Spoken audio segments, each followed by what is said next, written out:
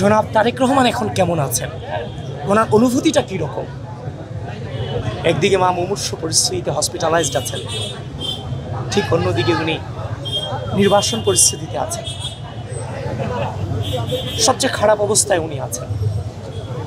উনি নভেম্বরের শেষ অথবা ডিসেম্বরের শুরুর দিকে উনি আসবেন, এটা অনেক আগের শিডিউল ছিল।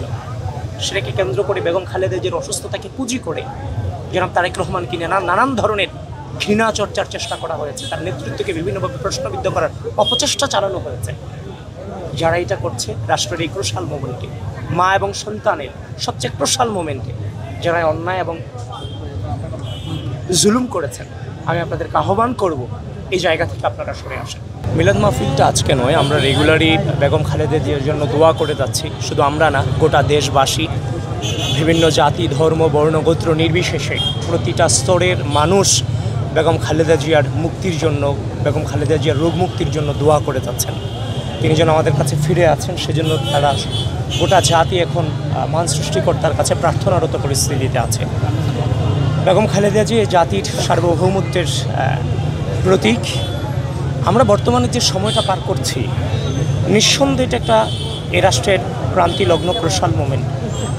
বিগত দীর্ঘ দুঃশাসনে এর চেয়েও ভয়াবহ পরিস্থিতিতে আমরা খারাপ সময় পার করে এসেছি। যে সময়টাতে বেগম খালেদা জিয়া অসুস্থ হয়েছেন, বাসা টু হসপিটাল, হসপিটাল টু বাসা তিনি এসেছেন যেয়েছেন, সে সময়টা তো ঘোর ফেসিবাদের আমলেও তিনি অসুস্থ ছিলেন। গোটা জাতি তার রোগ মুক্তির জন্য দোয়া করেছেন, যেমনভাবে আজকে দোয়া করেছেন। তিনি বারবার এ জাতির জন্য মহান সৃষ্টিকর্তা তাকে ফিরিয়ে দিয়েছেন। আমরা এখনও আশাবাদী মহান আল্লাহ ওনাকে আমাদের মাঝে ফিরিয়ে দেবেন ইনশাআল্লাহ। আমরা এই আশাবাদ রাখছি এবং আমরা এটাতে দৃঢ় বিশ্বাসী উনি আমাদের মাঝে ফিরে আসবেন। এবং একটা বিষয়ে অনেক দুঃখ লাগে, সেটা হচ্ছে যে আপনাদের মধ্য দিয়ে যে প্রশ্ন করতে চাই যে RICL TMX, যুগের পর যুগ স্থাপনা থাকে মজবুত। জনাব তারেক রহমান এখন কেমন আছেন, ওনার অনুভূতিটা কীরকম? একদিকে মা মুমূর্ষ পরিস্থিতিতে হসপিটালাইজড আছেন, ঠিক অন্যদিকে উনি নির্বাসন পরিস্থিতিতে আছেন। সবচেয়ে খারাপ অবস্থায় উনি আছেন।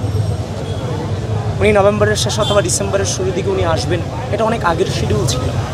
সেটাকে কেন্দ্র করে বেগম খালেদা জিয়ার অসুস্থতাকে পুঁজি করে জনাব তারেক রহমানকে নিয়ে নানান ধরনের ঘৃণা চর্চার চেষ্টা করা হয়েছে, তার নেতৃত্বকে বিভিন্নভাবে প্রশ্নবিদ্ধ করার অপচেষ্টা চালানো হয়েছে।